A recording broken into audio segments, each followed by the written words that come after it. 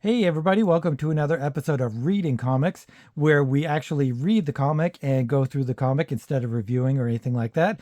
This issue, we're doing Daredevil 231, Saved, part of the Born Again saga. We've gone through the rest of the issues, or the first 4 issues, because this is number 5, and what has happened before is that Daredevil's secret identity was given to the Kingpin by Karen Page, who has become a porn actress, a heroin junkie, and just a deplorable human being. And she basically sold her boyfriend's secret identity as Daredevil to the Kingpin, and he went on to destroy his life. He took his law practicing license away. He destroyed his building. He got him fired from his job. Got the tax IRS after him. He even tried to kill him. He threw him into the river and tried to kill him that way, and as well as sicking thugs on him and stuff like that.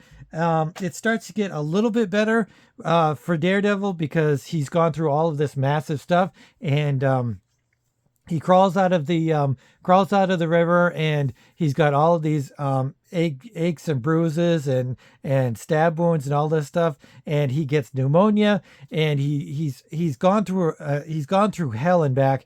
And as all of this is unfolding, he also starts losing his mind. But towards the end of the last issue, he gets found by his mother, who is Sister Maggie, and she takes him to a homeless shelter, I assume that is, and she nurtures him back to life and back to sanity. He finally learns who his mother is, and he's learning his sanity. He's getting his sanity back, and he's things are starting to come back together for him. But before we get into that, I'd like to show you some of my own work. This is Random Access. It's a full-size, full-color comic book that I produce every month. You can pick these up at patreon.com/Alexander Turbin. And this month is going to be 20 pages. And we've been working up. First it was 12 pages, then 16. And now we're working up to 20 pages because it's an anthology. It's not just my own work. It's got all kinds of other great artists working on it. And so it's a lot of content just for $3 a month. And I think it's just a fantastic book with all kinds of great artists working on covers, back covers, different stories. And we've got a lot of stuff that we have to look forward to with Random Access. So Daredevil Saved 231. This is another... or rather, there is another reason why this is a significant issue other than it's kind of Daredevil on his way back. This is the first non-Comics Code Authority Marvel comic book to be made since the 60s, when they first implemented the Comics Code Authority back in the 50s after the whole horror fiasco and all of that. And so... yeah, it was a nice thing. It's like a breath of fresh air to be, have the yoke of that taken off comic books. I've talked about it a little bit before, but I think we're going to have to go into a much bigger discussion on the Comics Code Authority and how it pretty much destroyed comic books for 30 years or so, and how it just made its way back, clawed its way back when as soon as Marvel realized they don't need them. They didn't need the Comics Code Authority, so instead they have a little picture of Captain America because he's freedom, and the Comics Code Authority was all about censorship.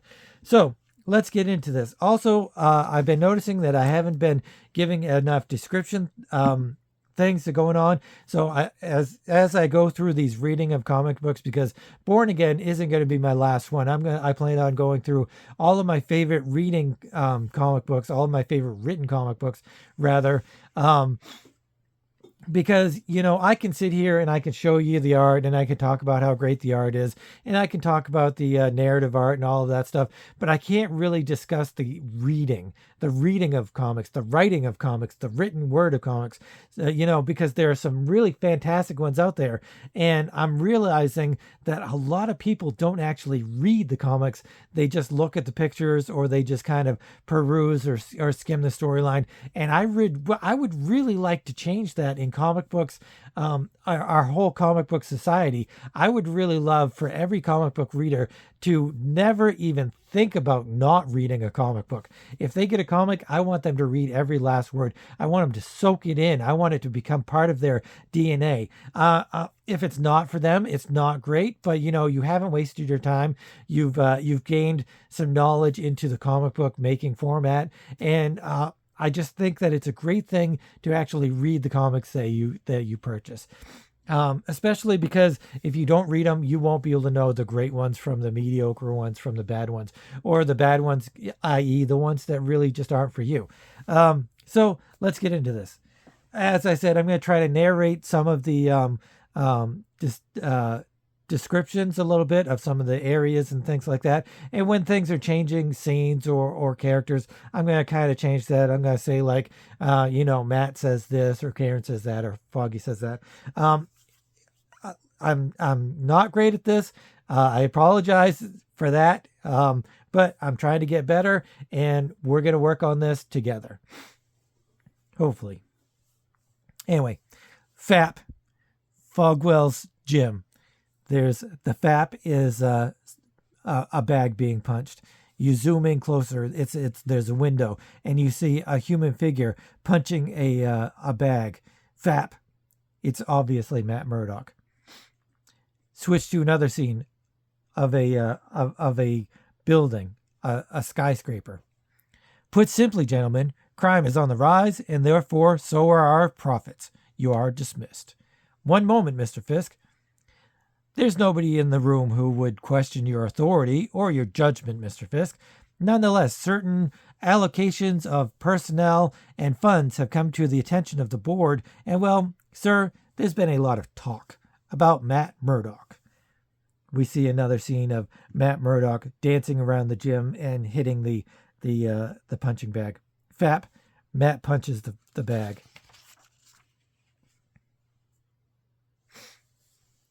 Now, an occasional vendetta brings a personal touch to business. It's good for building enthusiasm. But like I said, there's been a lot of talk. And well, you know how important worker confidence is. We're just asking you to explain. FAP, Matt hits the bag again. Chink, the chain on the punching bag moves back and forth. Mr. Switzer, this is a check for the current market value of your share in the conglomerate. Take it or your family dies. You are all dismissed. Matt Murdock looks on. Mr. Switzer has a weekend in Colorado planned. He skis. Compound fracture, both legs. FAP, Matt hits the bag. FAP, chink. Matt hits the bag again. He knocks it clean off of its moorings. Stan Lee presents Saved by Frank Miller and David Mazzucchelli. Inside the police station. My name is Ben Urich. I'm a reporter. It took them 20 minutes to take down my statement on the murder of Police Lieutenant Nick Manoli. That was 3 hours ago. For the record, we were on recitation on number 15 when my skull became a bowl of farina. Nick was going to confess that he helped the Kingpin frame Matt Murdock. The Kingpin had Nick killed to shut him up. I can't tell you why the Kingpin has it in for Murdock. I start thinking about Matt just to keep my brain busy. Matt, they'd put me in the drunk tank if I tried to tell them about you. Outside, there's a trash can. About how you were struck across the eyes and blinded by a radioactive isotope, how your remaining senses were heightened. Suppose I told them, Matt, that you can tell if someone is lying by the sound of their heartbeat. Someone reaches into the trash bin. Then you can read a printed page by feeling the impression of the ink with your fingertips. Matt's using his fingers to look at cop strangled in hospital bed. He keeps reading with his fingertips, and then he looks at the crinkled page. No, I don't tell them all that, but whatever I do say is enough to convince them to graft a 6-foot Swede to my hip. I wish I could tell you I feel safer with Officer Hergorfers. It's not like having you along, Matt. Nothing is. Knowing you're alive, that would help. The Kingpin robbed you of your career, your home, everything you had. All this while you were teetering on the edge of nervous breakdown. Nobody's seen you in weeks. Pleased to understand, Lois. This is inside another building. All consumed are delighted with the aptitude of your performance in the Manoli affair. I myself did make the Kingpin aware of your aforementioned aptitude.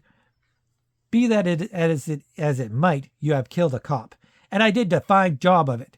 For this, I'm relocated to Arizona? What, pray tell, am I to do with myself in Arizona? I assure you, this displacement is of a temporary nature. Your sudden acquisition of guts is cause for organization-wide concern. If Yurik is the problem, let me relocate him. She stamps out. Not to be considered, Lois, as per direct command from Lois?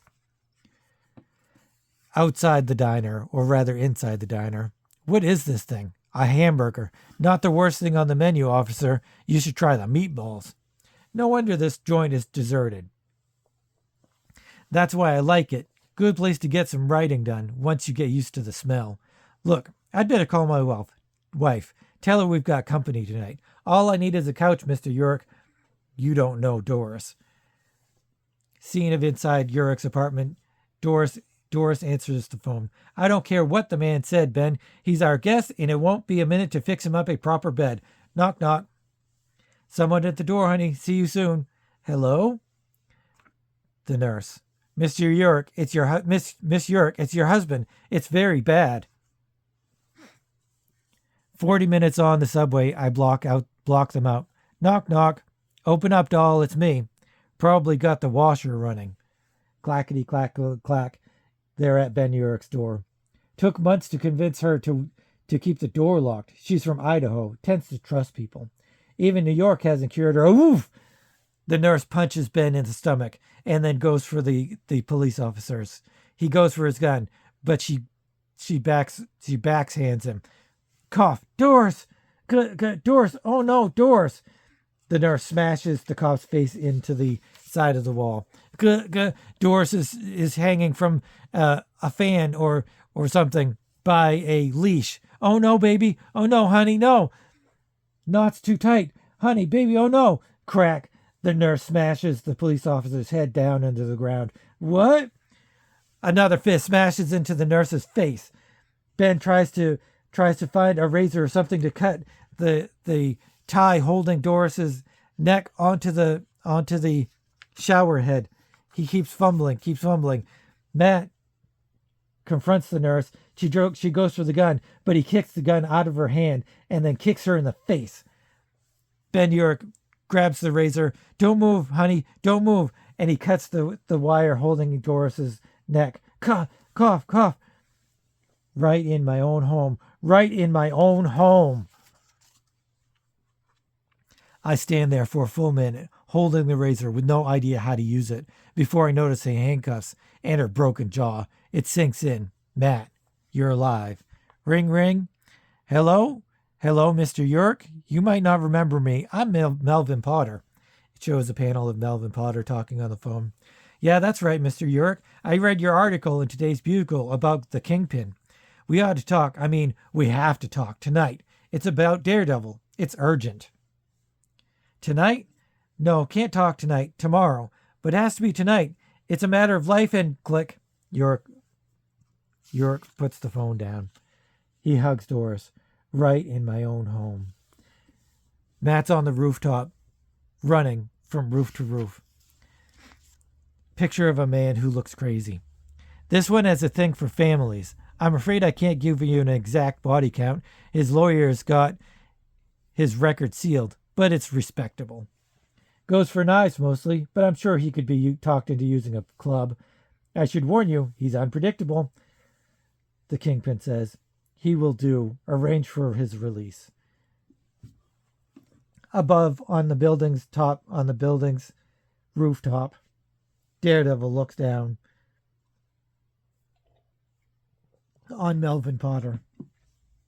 Said they're going to blow up the shop and kill me, Betsy, unless I make this Daredevil costume.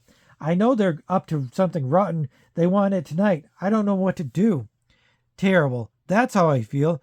You know what Daredevil's done for me? I'd be in prison if not for him. But my shop. Betsy, please, stop asking me how I feel. I don't need you as a therapist. I need to know what to do. No, skip it. Skip all that. You just don't know what I should do. I don't know why I'm speaking with you. Goodbye, Betsy. From the other side of the room, Melvin, make the costume. No one will be hurt. Pleasure to hear your voice, Daredevil. Karen, can I get you anything? In Foggy Nelson's apartment. Sick. She's so sick, and it won't stop. Nothing's in her stomach, but her body doesn't know that, and she's so sick. Karen says, no, Foggy. Okay. Foggy, it seems so stupid with Foggy here. He's part of another world. When Karen Page was pretty and innocent and Foggy's secretary. And Matt's. Before the movies and the men and the junk. Another world. She thought it could come back to it. Thought all she needs is a fix. Needed Matt, but Matt's gone. Probably dead, and it's her fault. Sold him out, sold his secret identity for one just lousy fix, just like a junkie. Foggy couldn't stop me if I jumped right now. Karen looks out the window and sees Paulo. She looks hysteric. Paulo smiles at her. Paulo! It's Paulo down there. Just waiting. Must have been following me all along, all the way from his hotel. That's the guy that beat you up? Where? Said he'll kill me if I ran out on him, and I did. He's crazy. He'll kill us both. Devil, he will. I'm calling the police, says Foggy. Mr. Potty did a commensurate job of that costume, says the criminal to the psychotic. Were you with a verbal persuasion, I am certain that you would agree, but put it on and listen closely as I give you with your instructions. You will be deposited in the alleyway beside an apartment building. You will climb the fire escape and enter said building through the roof entrance, which shall be unlocked. You will descent yourself to apartment 5B. Therein you will make use of here Billy Club to cause anatomic damage to one Franklin Nelson and whoever else may habitate the apartment. Said damage is to be of a permanent nature. Wow. Cops pull up because Foggy called the cops on Paulo. Paulo looks at them. Hold it right there. You raise your hands. Sure, officer. No problem, Paulo says. He raises his hands, and it's a gun. And he kablam! He shoots at the officers, hitting both of them.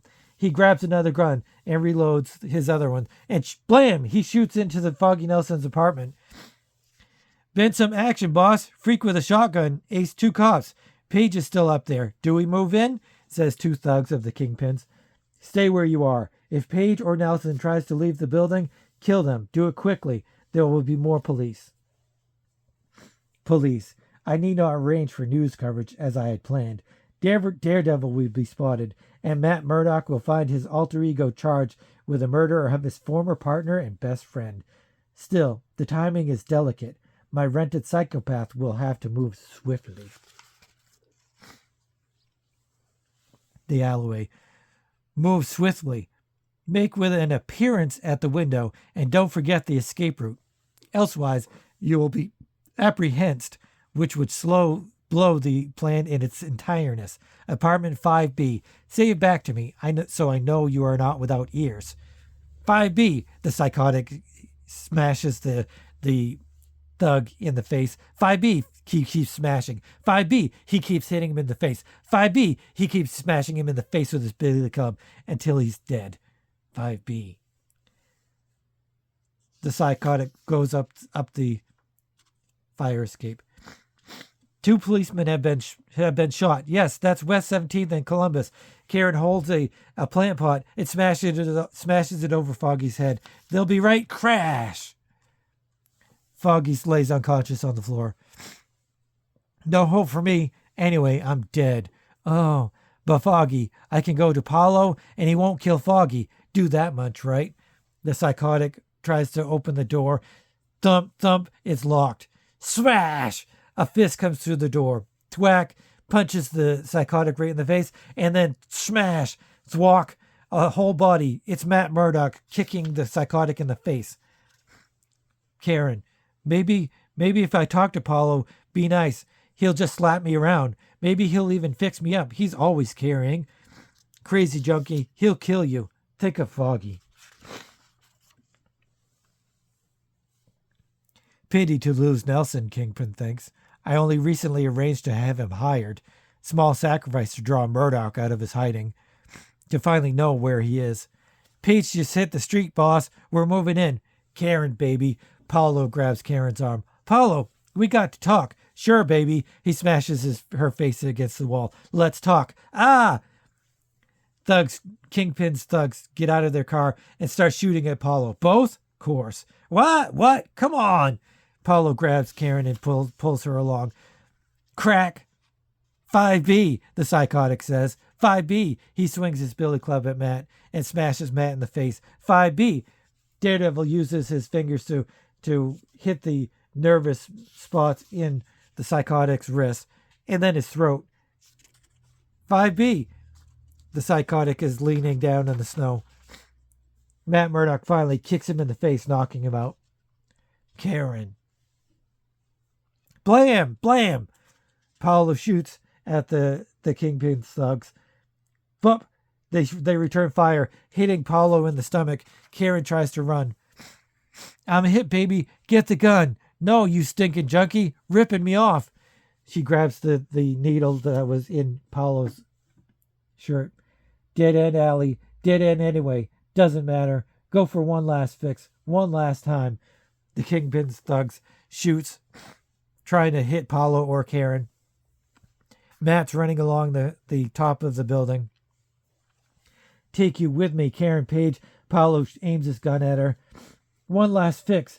Stop shaking. Find the vein. Won't even feel the bullet. One last. Find the vein. I love you, Matt.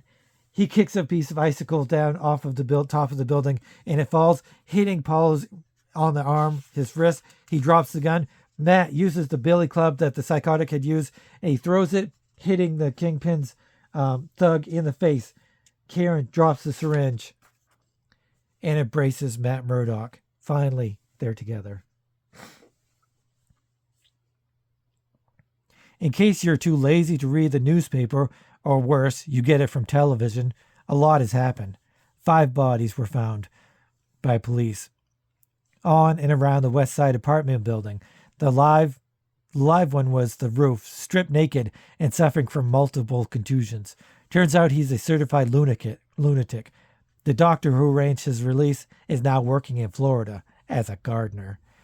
2 of the dead ones were known criminals. Both had previously served prison terms. One, in fact, Felix Manning by name, was still on parole. Their corpses and their employment records have sparked an investigation that will keep the Kingpin's attorneys busy for months. The other 2 were officers, Spanner and Trumbull, of the New York City Police. They leave a husband, a wife, and 4 kids behind to wonder why. 2 more were apprehended fleeing the scene. One was Michael Kemp, a 3-time loser. The other, Paulo Scorsese, faces several life sentences for outstanding convictions of armed robbery, drug trafficking, and murder. Doris, well, her neck still hurts, and she's taken to wearing a scarf to hide the bruise, but she can talk again, and even laughs when I say she sounds like Brenda Vaccaro. As for me, like I told you, I'm a reporter. I'm going to find out where Matt Murdock is and what he has become. And that is the end of Daredevil, Born Again, number 231, Saved. Thanks for watching, and I hope you enjoyed it, and I hope you pick up your own copies, because my narration of these books are highly inadequate, and they are actually more fantastic if you read them in your own voice, in your own mind. But thanks for watching. This is the kind of stuff I do. I usually do reviews of indie comics, but I've been taking to these reading of comics because I need to get into the actual writing of the comics. It's hard to just say, yeah, it's great for this reason or that reason or this reason, but it doesn't really show exactly why it's great. So that's why I've gone into these reading of my favorite books. But as I said, thanks for watching, and I will see you tomorrow with a new review of comics. And If you like the show, please consider subscribing, hitting the notification bell, and all of that cool stuff. And I will see you again tomorrow. And as always, keep on creating.